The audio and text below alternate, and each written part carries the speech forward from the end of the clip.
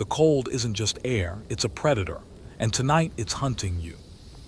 Your skin burns like fire. Your hands won't move. The wind screams through the trees like it knows your name, and you've got nothing but a sharpened rock, a stack of sticks, and one impossible question. How do you survive a night like this? You don't know it yet, but you're walking the same frozen ground as your Ice Age ancestors. They faced this same storm, the same desperate hunger, the same dying fire, but somehow they lived. Not in caves, not in huts, in shelters they engineered with their bare hands from mammoth bones, frozen mud, and burning fat. You're about to learn how they did it. But first, you have to understand just how close you are to dying. This is not a history lesson. This is a survival simulation, and you're the last of your tribe. The wind has teeth. It bites through the reindeer hide clinging to your shoulders like it's made of gauze. Your breath hangs in the air for a moment, then vanishes like steam from a dying fire. You're already freezing. Your hands won't close into fists anymore. The joints are stiff, numb, useless. You try to curl your fingers into the fur of your cloak, but they barely move. That's the first sign. The second is the burn, not cold, but heat. It's a trick your nerves play right before they shut off. A last flicker of life before the cold erases everything. The sun is gone. You didn't even see it set. It just faded like warmth, like hope, until the sky turned to slate and the land turned to shadow. You're surrounded by white, but it feels like a grave. And there is no shelter. Not yet. There are no buildings here, no cabins, no maps. You've been walking the ice since dawn, chasing game that vanished into the hours ago. You haven't eaten since yesterday, and your legs are starting to cramp. You don't know exactly how cold it is, but you know what comes next. Soon you'll stop shivering, and then you'll fall asleep, and then you'll die. You pause, scan the horizon. The wind howls across the open tundra like a scream that never ends. You see nothing but frost and distance. No trees, no rocks, no caves. Only memory. Not your own exactly, but something older. A whisper behind your eyes. The stories passed from the old ones, spoken in circles around fire. The ones that told you how to survive this night. You were never taught how to look for shelter. You were taught how to build it. That means you have a chance. Not much of one, but enough. You squint against the wind and stumble forward, boots crunching into the crust of snow. You're looking for a hollow, a dip in the land, anything that might block the wind. You can't build out here, not in the open. You'll need to work with the land, not against it. The storm hasn't hit yet, but it's coming. You can feel it not in the air, but in your bones, a pressure, a warning, like the land itself is holding its breath. You stop at a slight depression, a shallow fold between two low rises. It isn't much, but it's something. You remember what the elders said. The snow is not your enemy, the wind is. So you drop to your knees and start scraping. The snow is dry, powdery, useless for blocks, but it'll make insulation. You'll need structure first. Bone, wood if you're lucky, maybe a fallen tree, but that's a prayer for another day. You pull a stone scraper from your belt and begin to dig. It's not fast. It's not clean. But it's survival. Minutes pass, or hours, you lose track. The cold is a constant now, not a sensation but a presence, like a shadow draped across your back. Your fingers bleed through the gloves. Your nose is numb. Your knees ache. But the trench is forming. Shallow, just deep enough to break the wind. You'll build walls along the edge. Maybe lash sticks together, weave them, cover the gaps with hide, with snow, with whatever you can scavenge. The trick isn't strength, it's sealing. The warmth doesn't come from fire, it comes from stillness, from stopping the air from moving, from creating a pause in the storm. You pause, panting. Snow clings to your beard. Your eyelids are starting to freeze. You brush the ice away before it seals your lashes shut. That happened to your brother once. He nearly went blind. You blink and keep digging. Somewhere in the dark, something howls. Not close, but close enough. You grip your scraper, not because it's a weapon, it's not, but because it's yours. The only thing keeping your mind focused.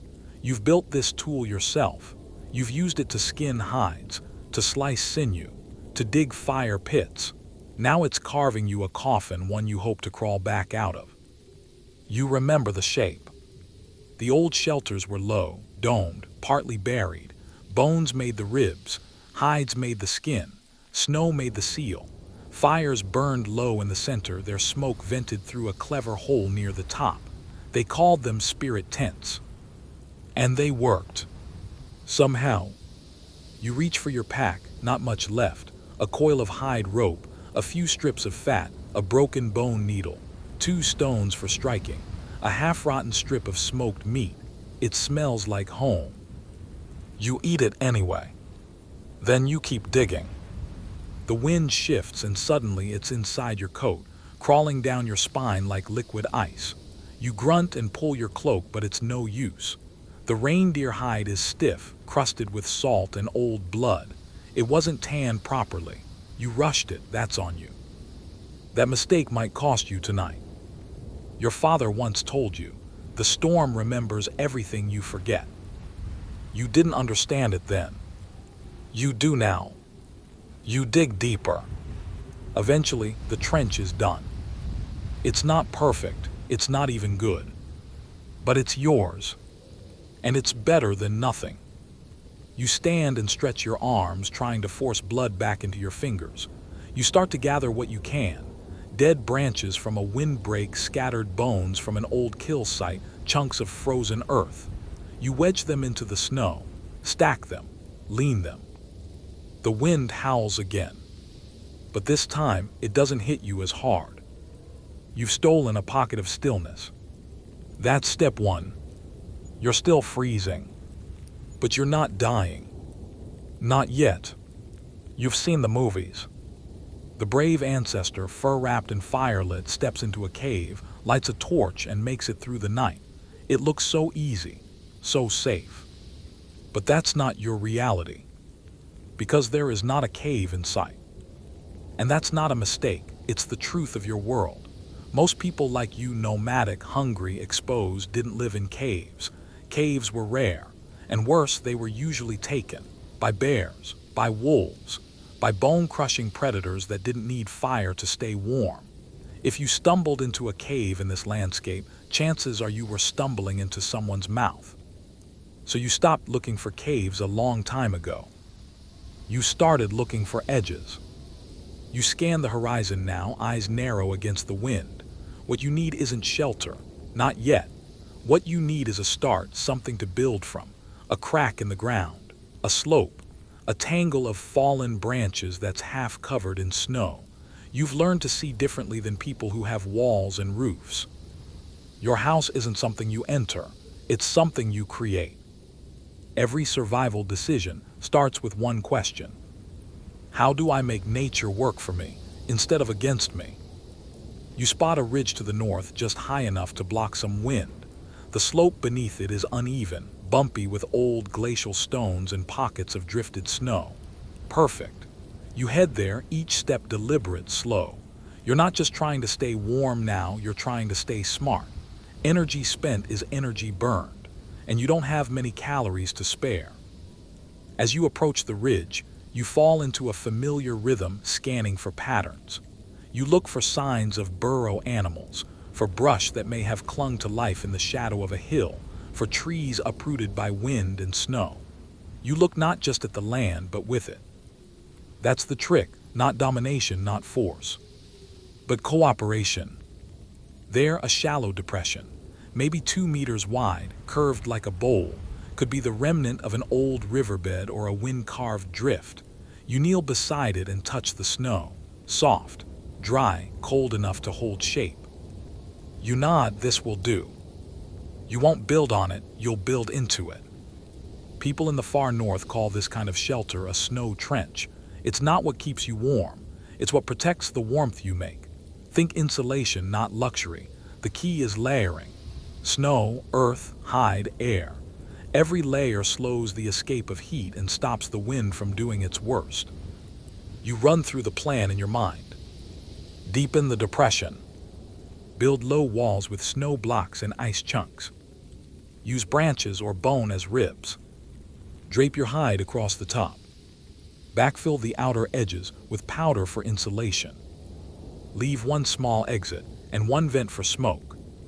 Curl up tight, conserve heat, survive the night. No step is complicated.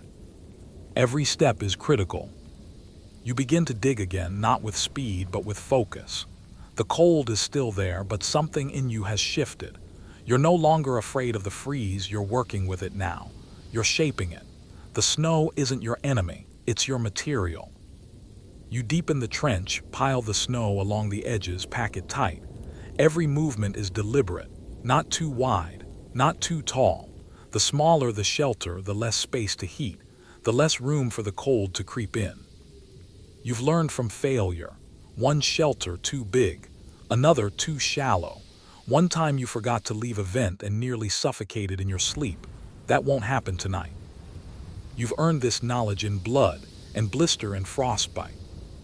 And now it's saving your life. The wind picks up, shaking the tops of the ridge like angry hands. You crouch low, protected in the hollow you've shaped with your own. Snow drifts across the top like a blanket. It's working. The land, the weather, your own body, they're all part of the same equation now.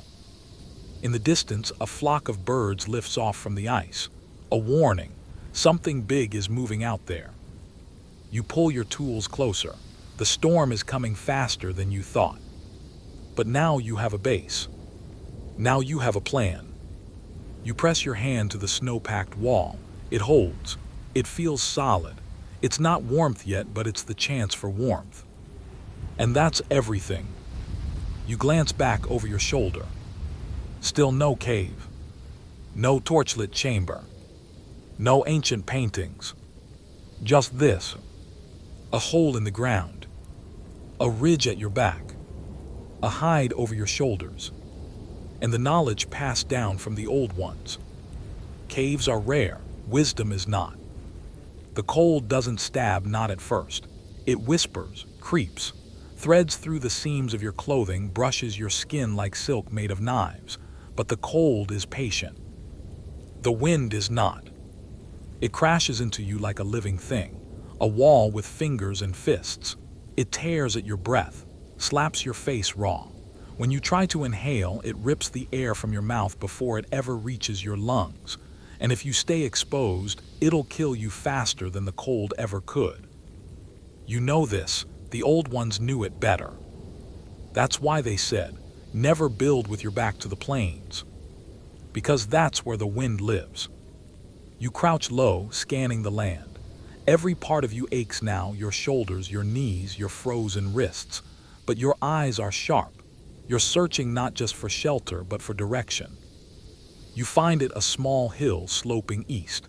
It's not much, maybe 4 meters high, but out here that's everything.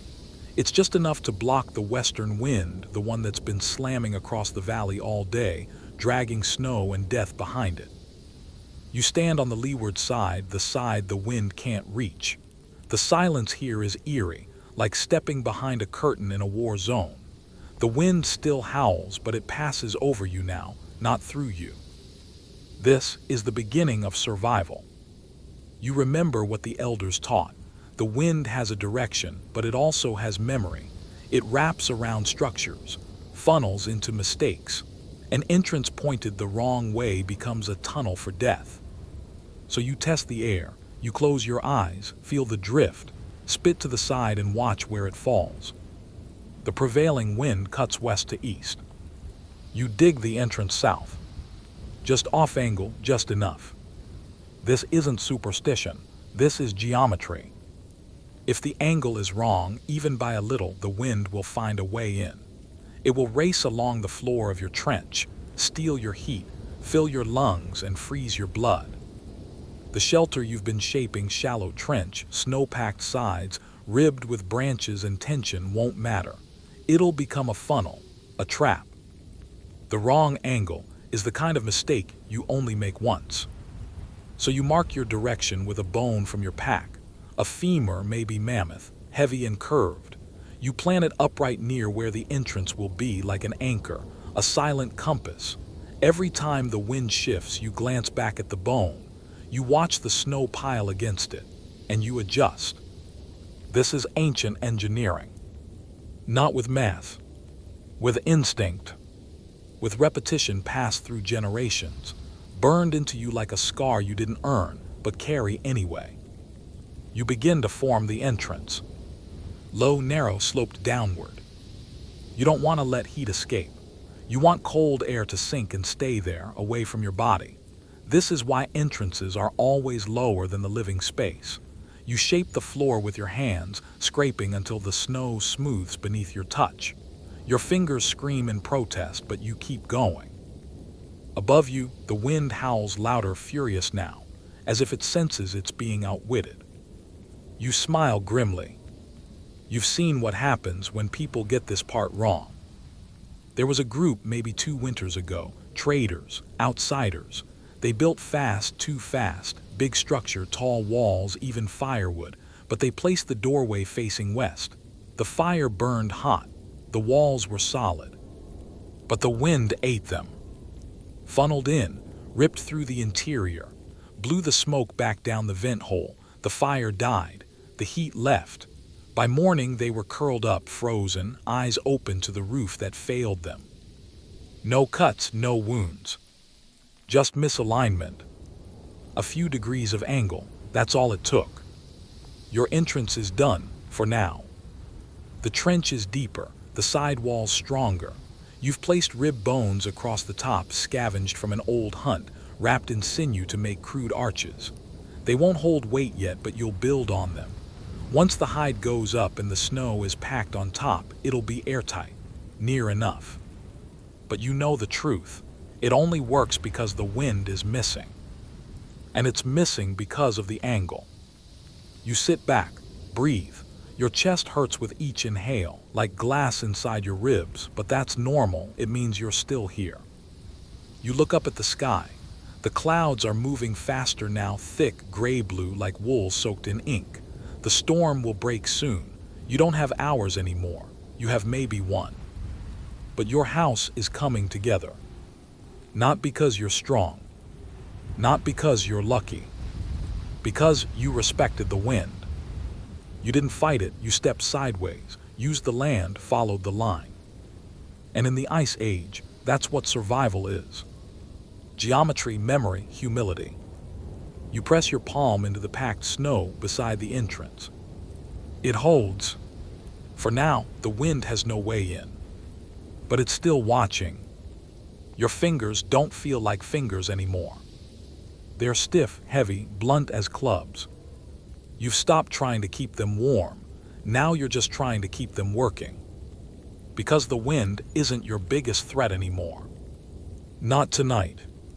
Now it's loss of heat. The slow, invisible predator that seeps through your layers, minute by minute, molecule by molecule, until your organs forget how to be alive. You don't need comfort. You need insulation. And there's only one material on this frozen earth that still has your back.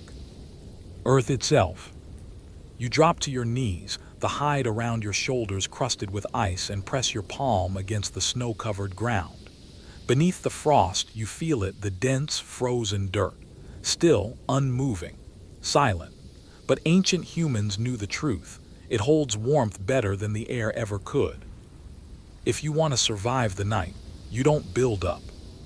You build down. Your tools are crude, a broken antler, a sharpened stone lashed to a stick with sinew, but that doesn't matter. You start digging. It's not graceful, it's not clean, but every inch you claw into the soil is one more inch between you and the night. You aren't carving out a house, you're carving out a lifeboat. The cold bites deep now, not just on your skin, but inside your wrists, along your spine. The kind of cold that makes your heart beat slower. The kind that makes your thoughts blur at the edges. But digging keeps you sharp, keeps your blood moving. You rock your weight back and forth, alternating arms scraping through snow and frozen dirt. You hit a rock, curse under your breath, and pivot sideways. The trench doesn't need to be pretty. It just needs to be deep enough. Shoulders down, ribs below the frost line, that's the rule. Because once you're underground, even just by a foot or two, the air stops stealing your heat. The earth holds it in. You pause, sit back on your heels. Breath fogs from your mouth in plumes. Your trench is getting there, shoulder deep, U-shaped, just wide enough for you to curl inside. You pack the walls with snow to insulate them, then press a layer of bark and branches across the floor. A thermal buffer. Without it, the frozen ground would leach the life from your body in hours. You're not building shelter anymore. You're building a barrier. This is why early humans dug their shelters into the sides of hills, riverbanks, even collapsed glacier channels. Not to hide, not for comfort, for geometry and thermodynamics, even if they never used those words. The more you dig, the less space there is for wind. The space, the less warm air escapes. The lower the entrance, the more you trap heat like a thermal bubble. You build just big enough for your curled body, no bigger. Every unnecessary inch is a liability. Your ancestors figured this out through agony and death. You feel it now, in your hands and your back, in the numb pain radiating from your neck down your spine. This knowledge was earned. You press the bone arches back into place, test their strength, not perfect but close, then you start layering. Branches, bark, scraps of hide. You drape the cover low and tight, anchoring it with rocks and snowpack, every crease sealed, every gap filled. Your trench becomes a tunnel, a cocoon. Outside, the wind roars like it's searching for you. But you've vanished, you're inside the earth now. Inside, the world is muffled. The cold is still here, but it doesn't bite the same way. You curl your knees to your chest and feel your own warmth begin to build, just a little, enough to stop shivering. You press your back to the packed wall, solid, still. You close your eyes, not to sleep but to focus. On your breath, on your pulse, on how much farther you might need to go before the storm ends. This trench, it's not a bed. It's a grave you hope to climb out of come morning. But in the Ice Age, that's survival. Not escape, not victory. Just holding death back long enough for the sun to rise. The earth is quiet now. Your trench is dug, the wind muffled. You're curled inside, protected by little more than instinct and desperation. But survival isn't about enduring the night. It's about building the kind of structure that can withstand the next one, and the one after that. And that means building with what you've got. No trees, no planks, no nails. But you have something better. Bones. You drag them from your sled, a tangled mass of ancient architecture. Curved ribs the length of a man. Pelvis plates like shields. Fibulas thick as clubs.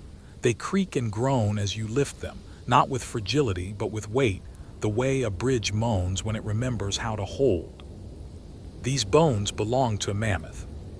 Now they belong to you. You remember the layout.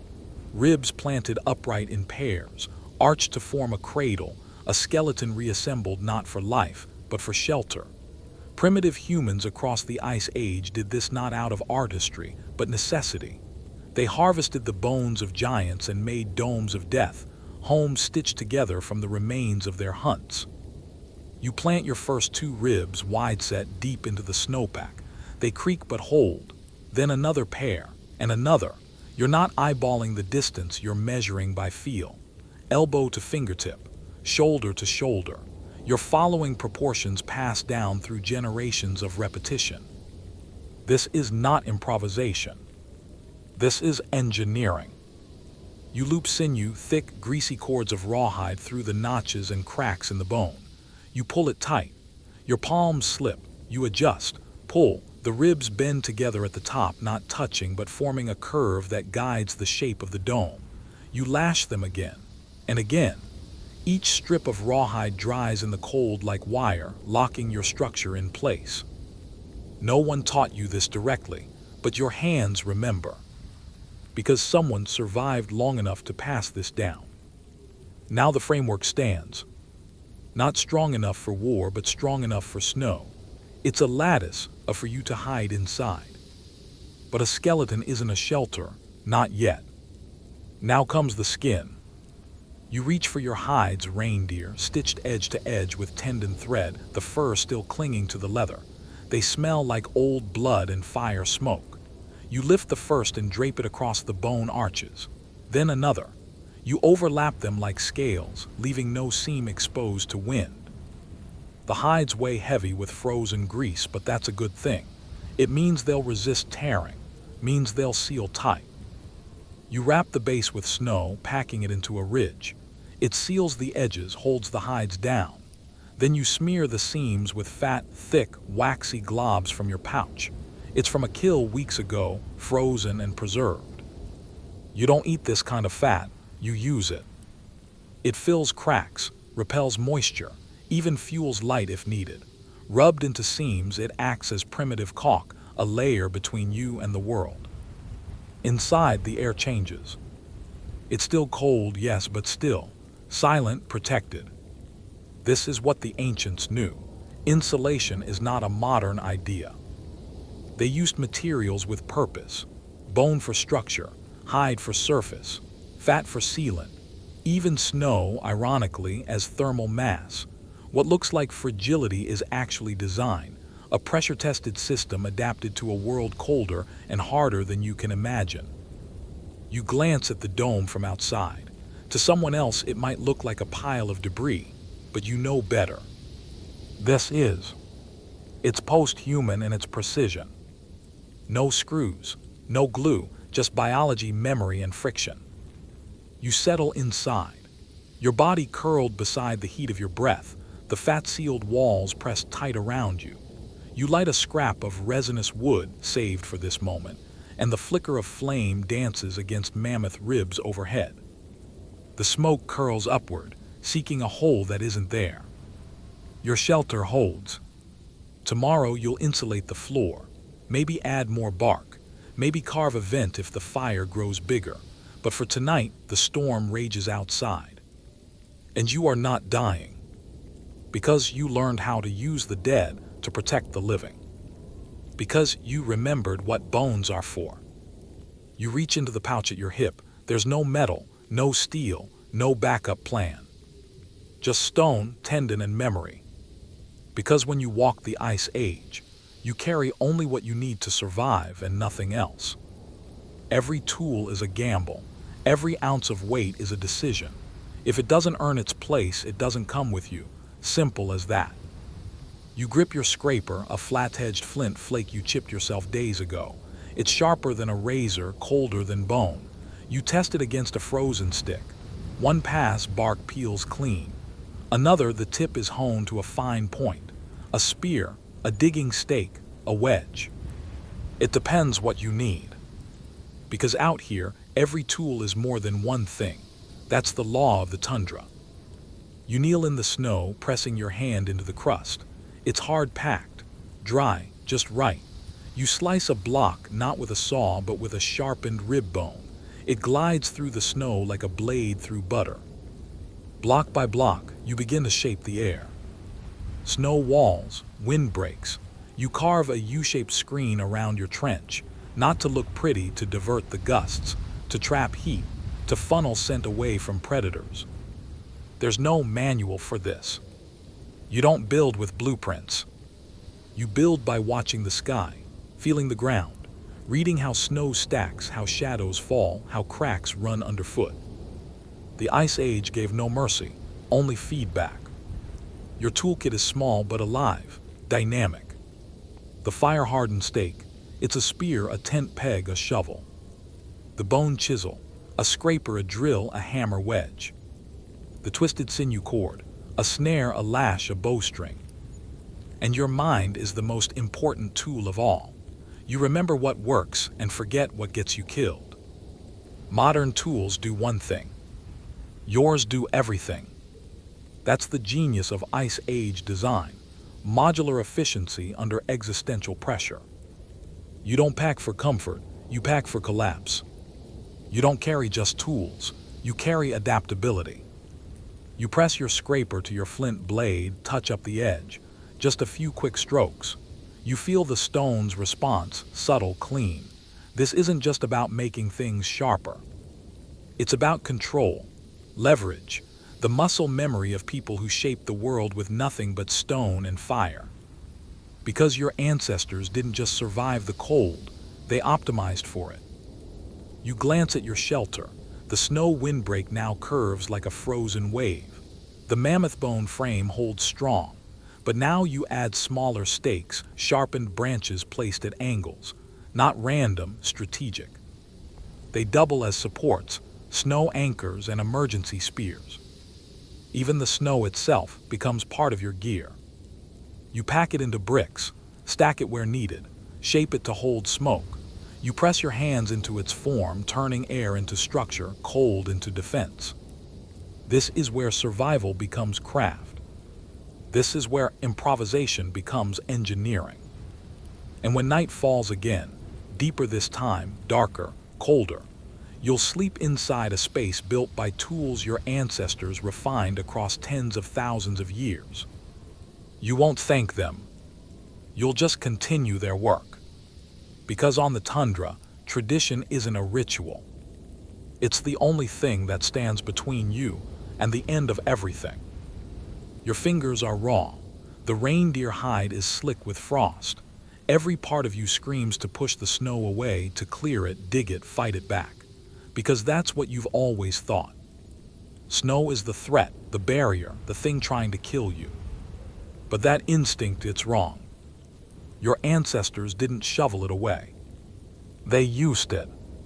You reach down and press a palm into the drift beside your shelter. Cold, yes, but not biting. The deeper you go, the more consistent it feels. Not warm exactly, but stable. Snow is strange, deadly when falling, blinding in motion, but when it settles, it becomes armor. You pack it against the base of your dome, hard, heavy clumps pressed into the edges where the hide meets the ground. Your hands move fast now, slapping it down, smoothing it out. You remember the trick. Compact snow turns to ice over time. Not immediately, but enough to seal. You're not just covering seams. You're building a thermal envelope. This isn't new. This is ancient. Ice Age humans across Eurasia, North America, and beyond did exactly this, reinforcing their shelters with the very thing that seemed most hostile. Snow has one superpower: it traps air. Those tiny pockets between flakes, they hold heat, reflect it inward, slow the transfer of cold. Your ancestors learned this through bone-deep exposure and passed it on through practice, not words. They packed snow against hide, around branches, over trenches. They even built entire dwellings from it, early snow domes and pit huts buried under drifts, warmed by body heat and trapped breath. They didn't see snow as a punishment. They saw it as a building material. You finish the outer layer and crouch back inside. The wind outside still howls, but in here, silence. The difference is instant. The air stills. No drafts along your neck. The space holds together, not warm, but not eroding anymore. That's insulation. Not from technology, but from understanding. You run your hand along the packed wall. You feel the ridges, the subtle shift where hide gives way to crusted snow. You didn't expect it to feel comforting, but it does. Because there's something deeply human about using what tried to kill you as protection. Something powerful about turning fear into design. You think of modern people, cities, heaters, thermostats. They think warmth comes from fighting cold. But you've learned something else. Warmth comes from containing it, from not letting it go. That's why snow matters. Not because it's soft, but because it's structured. Snow in motion, dangerous.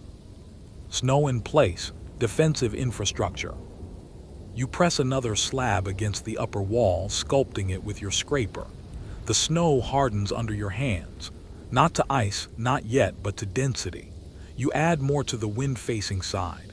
Just a few inches, just enough to dull the storm's voice. And it works.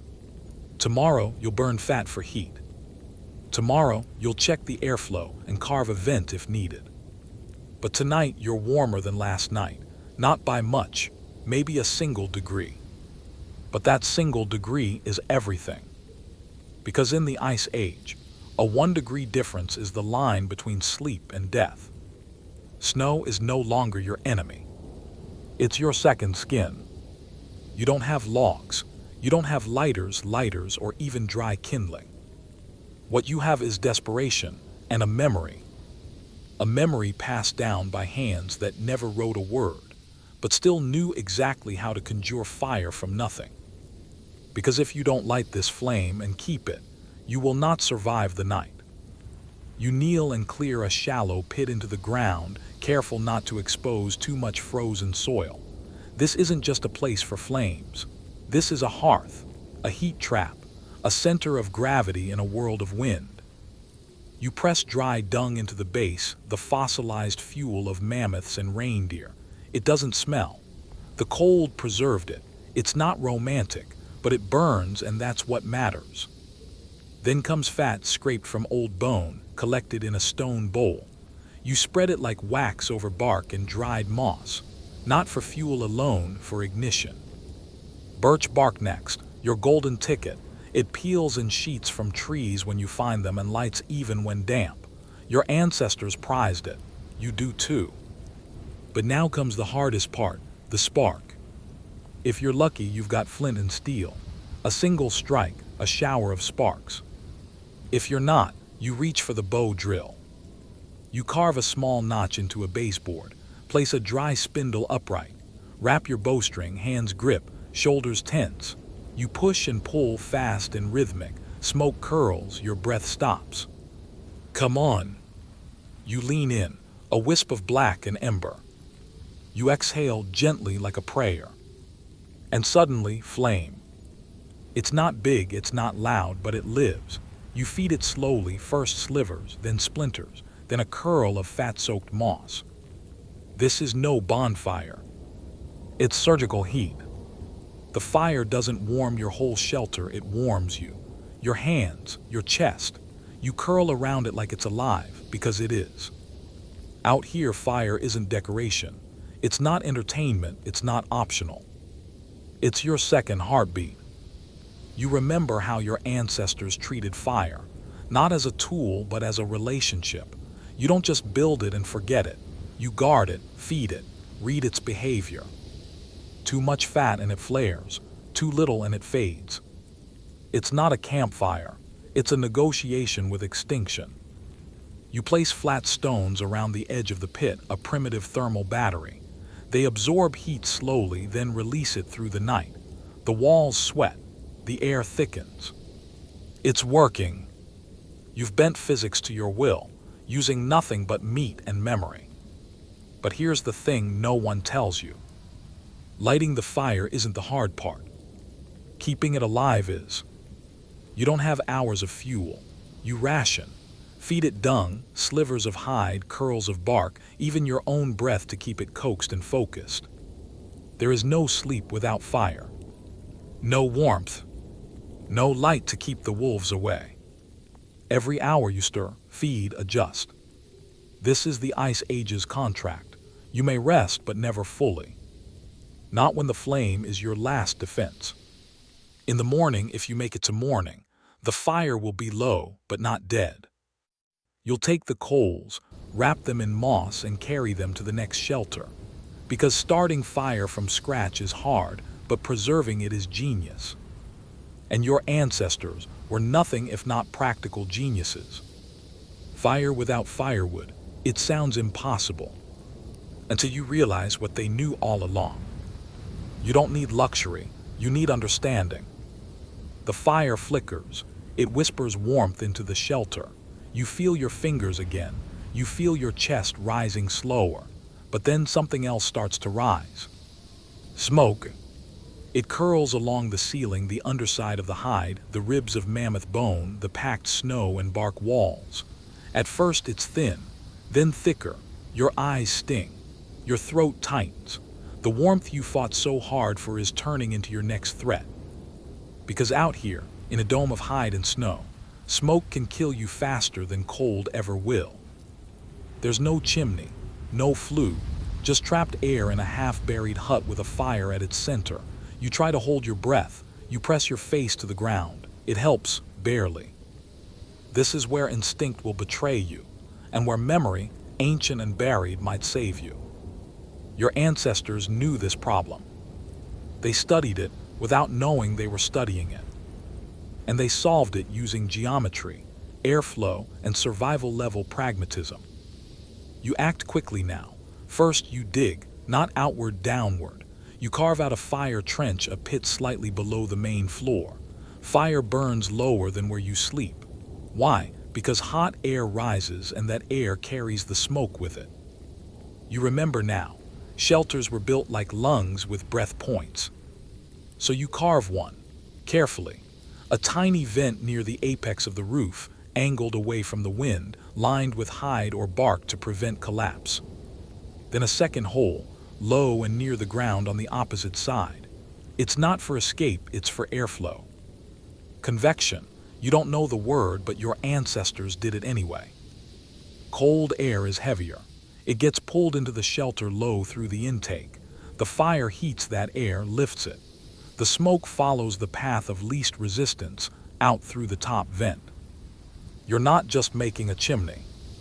You're creating a system. And suddenly, it starts to work. The smoke thins. The fire breathes easier. So do you. But this isn't engineering for comfort.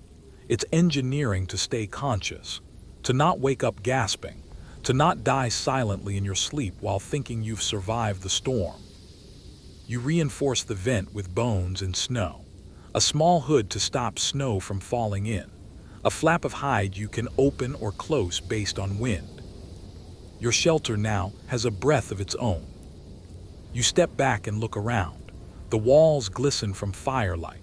The snow hasn't melted, which means the insulation is holding. The stones around your fire pit glow faintly. The smoke rises lazily through the vent. It's not beautiful, but it is functional.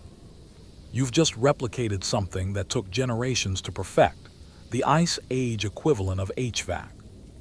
And all you used were instincts, elements, and a crushing fear of suffocation. This is what your ancestors mastered.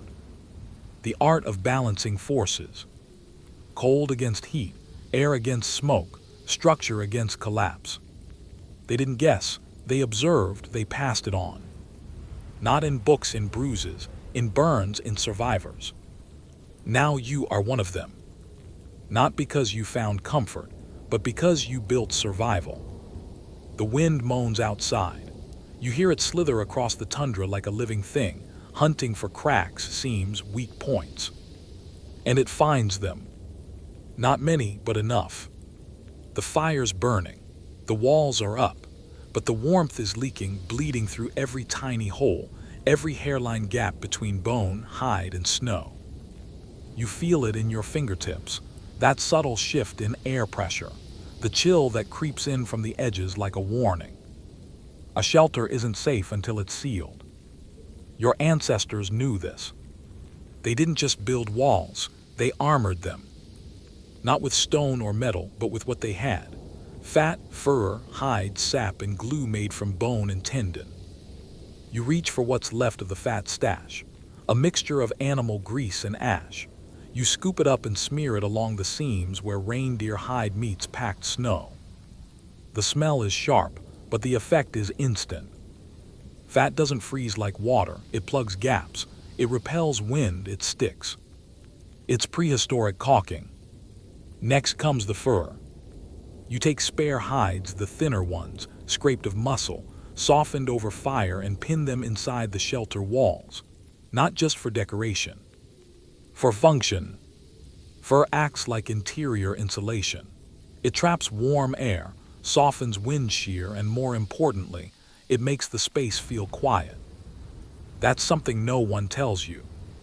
True insulation isn't just about warmth. It's about silence. You press the fur into place using sharpened stakes and chunks of frozen mud as anchors.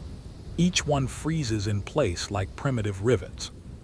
You add boiled hide glue, thick and viscous, made from simmering scraps of sinew until they break down into collagen. It hardens fast in the cold. Not elegant, but effective. You're sealing your world shut. And then something happens you didn't expect. The wind disappears. Not outside, it still screams and scrapes and howls through the ice fields.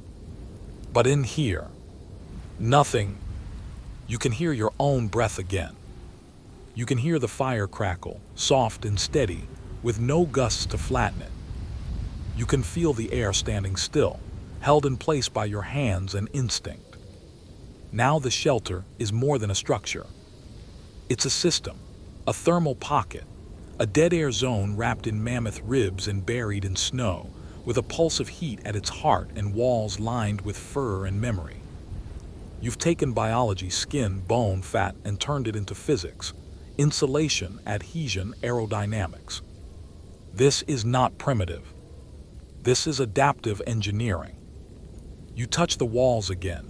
The fur feels warm even though it's not. The fire needs less feeding now. The stone retains heat longer. You've slowed entropy, if only for a night. You sit back, exhale. And for the first time, you believe something that seemed impossible hours ago.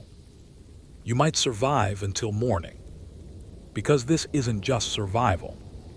It's a kind of craftsmanship, a language of problem solving spoken in bark, hide, and frozen grease. And it's written into your hands now, rough, cracked, numb, but capable.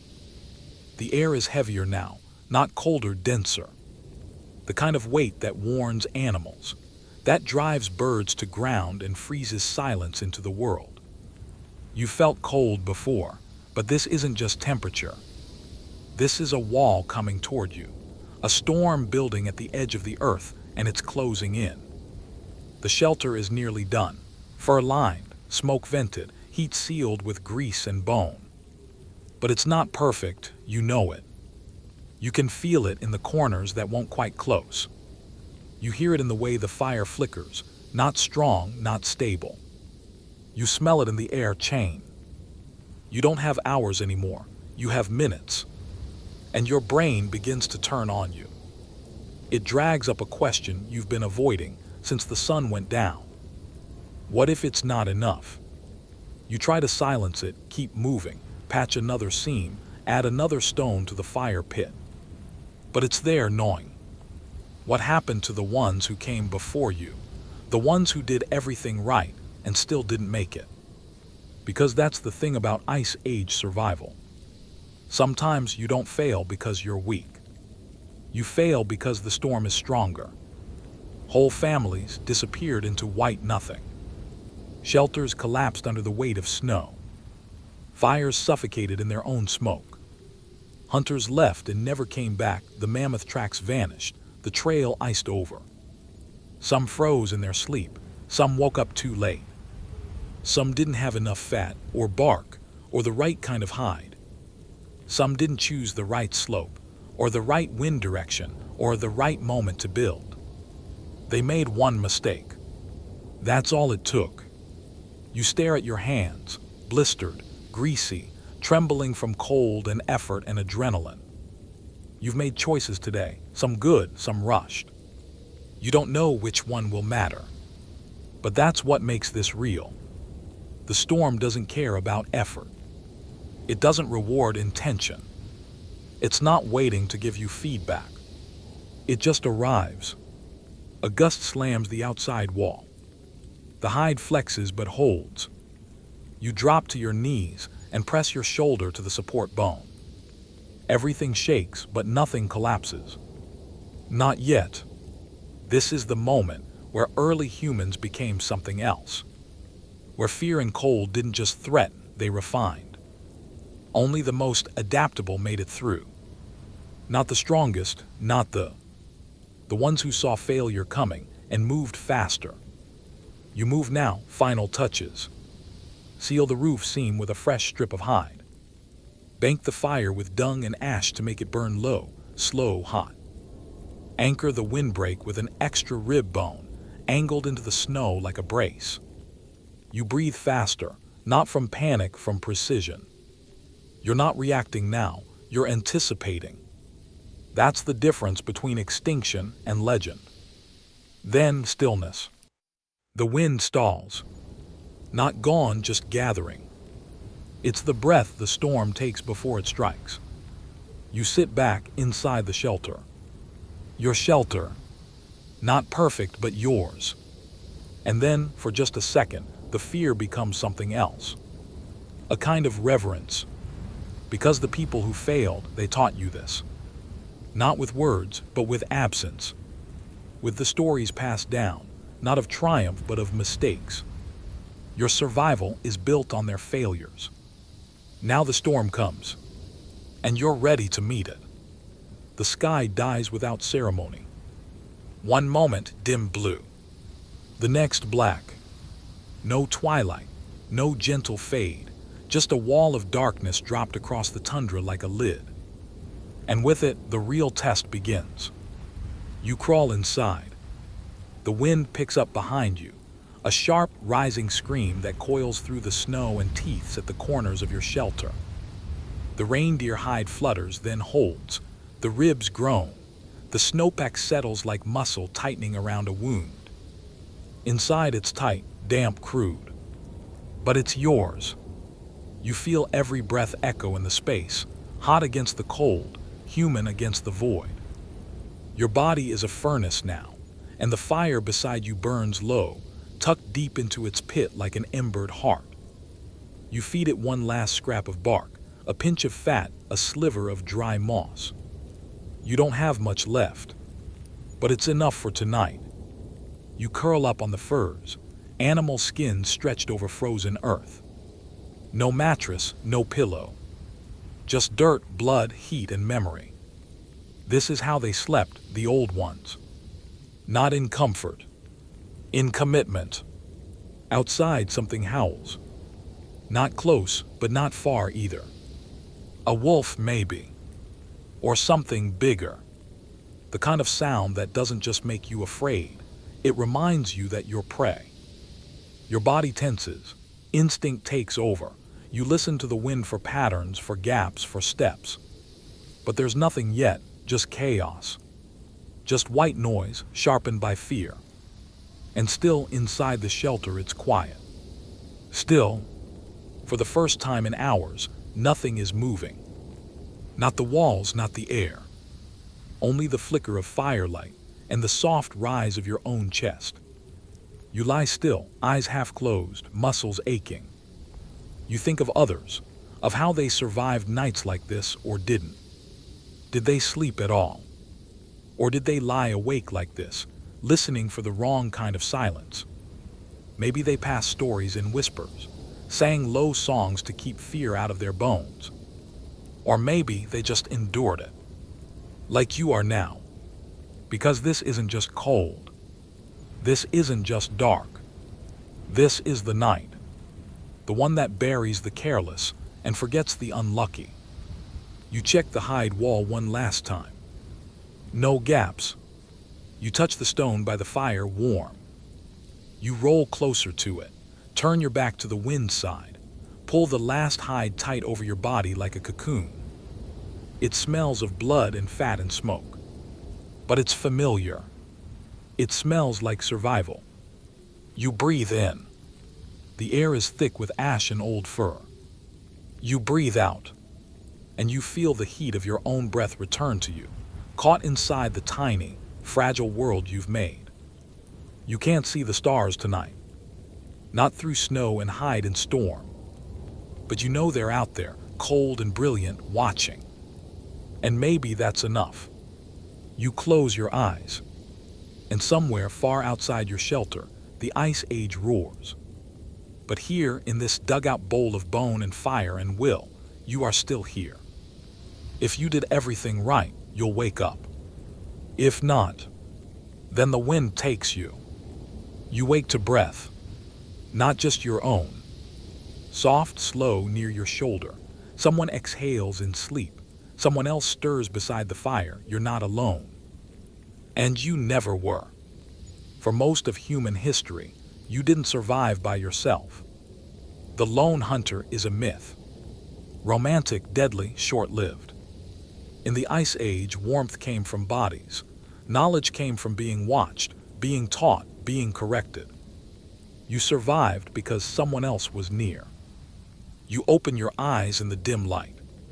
The fire's still breathing low coals beneath a crust of ash. A child sleeps beside it, curled into a fur wrap. An older woman, maybe a grandmother, lies near the back wall, face half-shadowed, one hand resting on a carved stick. Someone wakes, offers you a piece of frozen root to chew. It's bitter, it's food. And this isn't just shelter. This is a clan. You start to see it. The layout is intentional.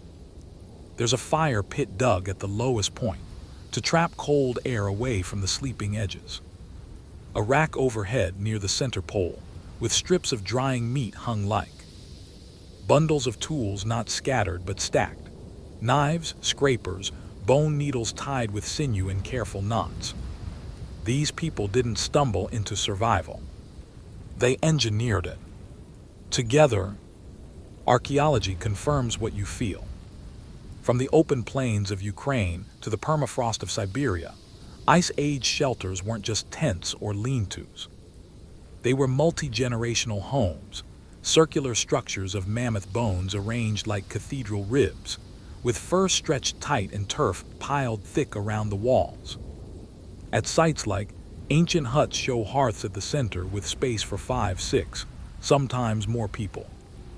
Children, elders, hunters, gatherers, all under one roof. All learning, teaching, sleeping, preserving. You imagine it, someone teaching a child to flake flint by firelight. Someone humming the rhythm of a hunt. Someone drawing lines in the dirt, not for art but for memory. A map, a story, a warning. And slowly, you begin to understand what a shelter really was. Not just protection from cold, but from forgetting. Because survival wasn't instinct alone, it was tradition. A shared mind passed down in pieces, through fire rituals, tool handling, burial customs, and quiet midnights. Even the placement of a bone in the wall wasn't random. It mattered. Everything had a reason. Everything had a lineage. You look closer. On one side of the shelter, someone's etched marks into a mammoth shoulder blade zigzags, not decorative but patterned.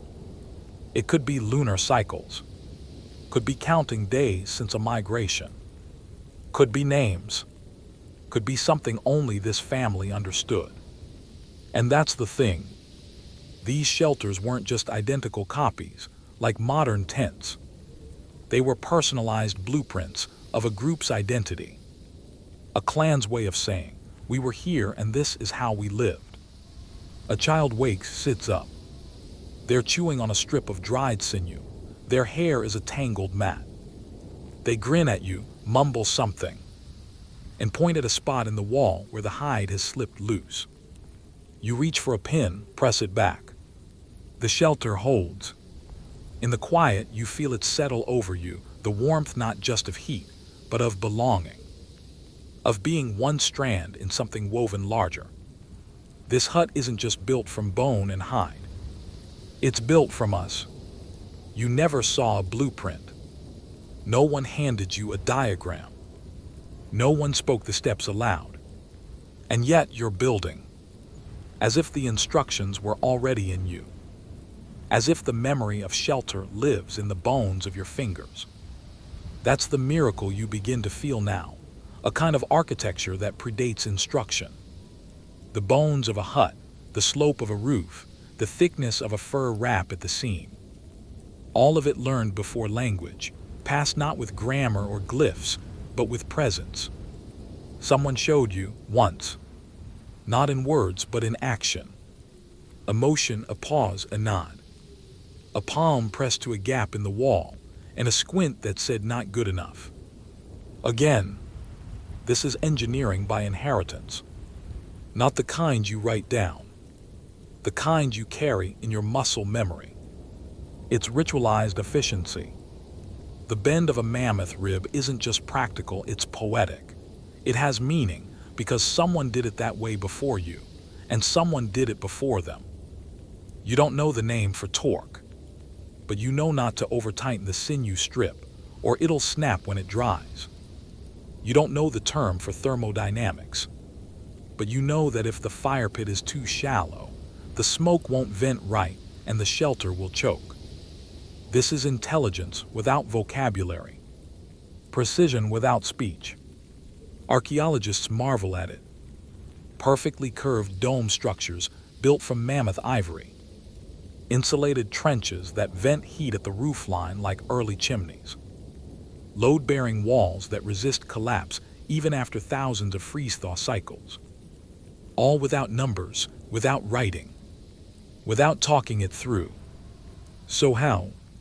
You begin to feel the answer in your own hands. It's not a formula, it's a dance, a series of gestures repeated over generations. The way you plant your feet while driving a stake, the way you balance weight by feel, the way you choose the right snowpack by listening to the crunch of your steps. Hands taught you, one generation shaping the next through motion, through rhythm, through failure. If you dug the trench too narrow, someone corrected you. If your frame tilted, they didn't explain.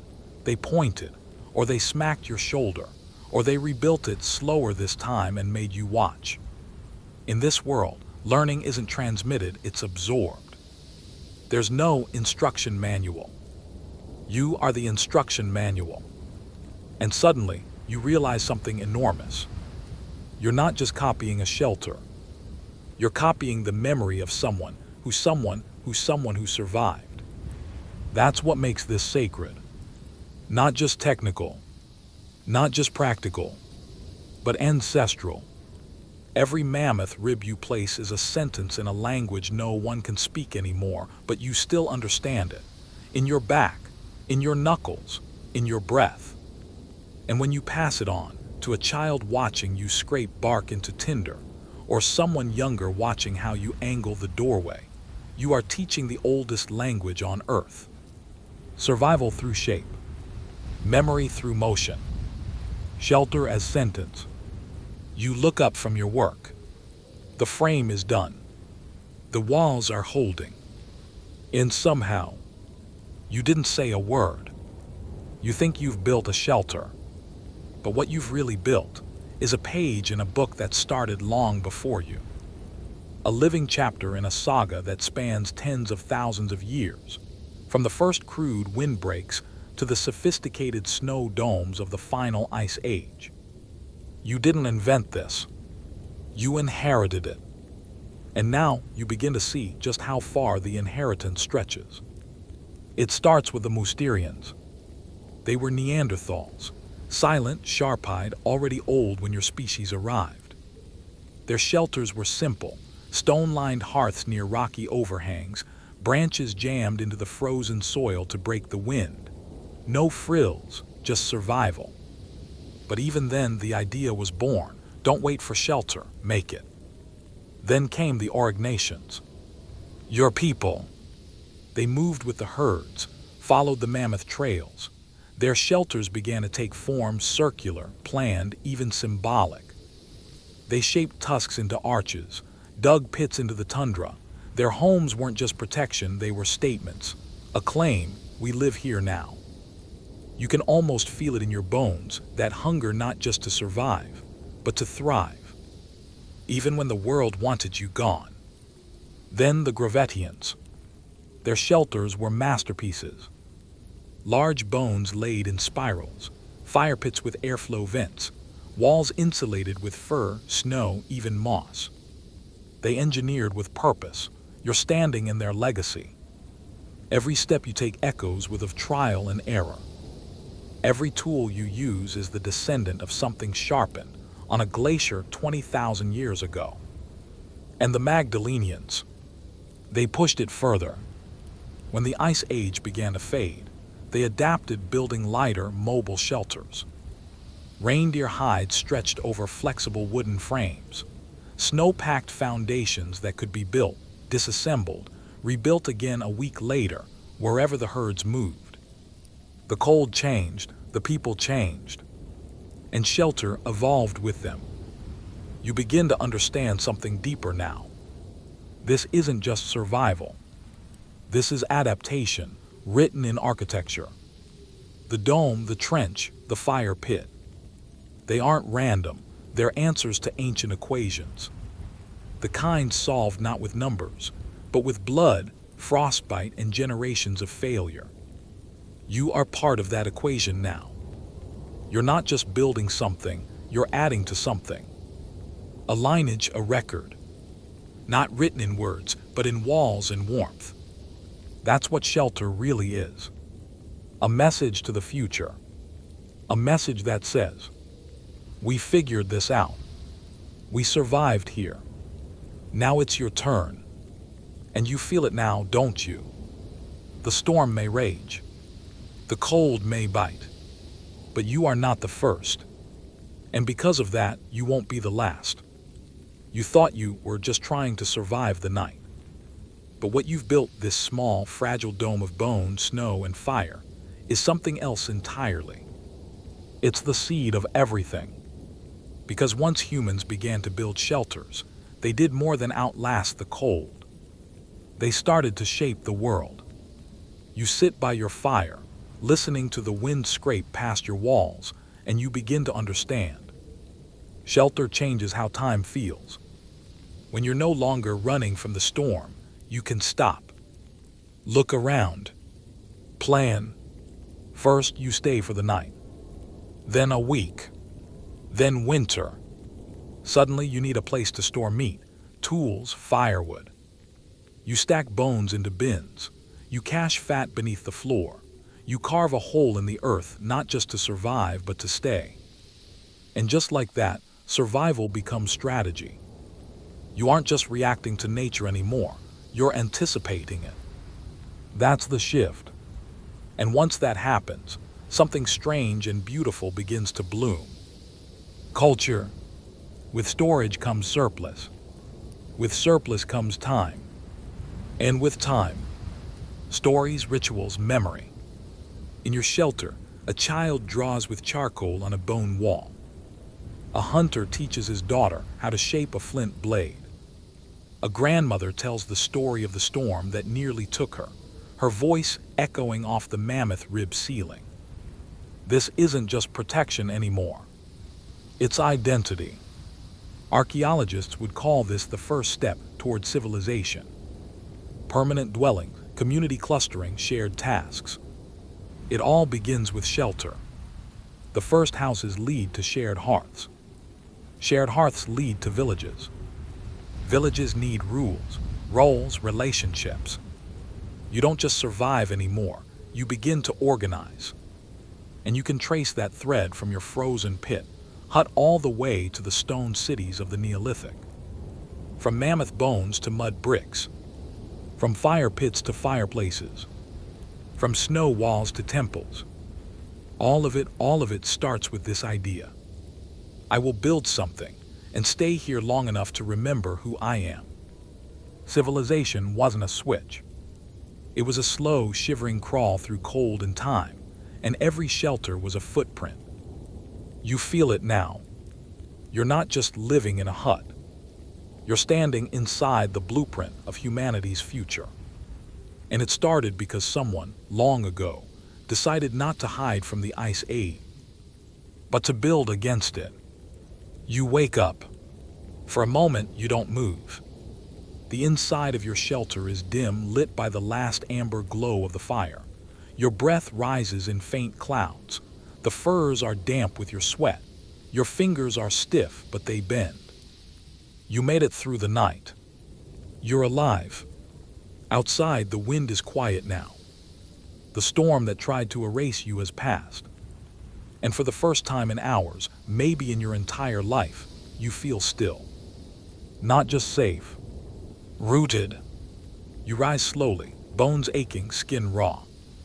You touch the walls, run your fingers along the reindeer hide, tap the mammoth bones, trace the seams where you packed the snow, sealed the cracks, shaped your way back into the world. This wasn't luck. It wasn't instinct.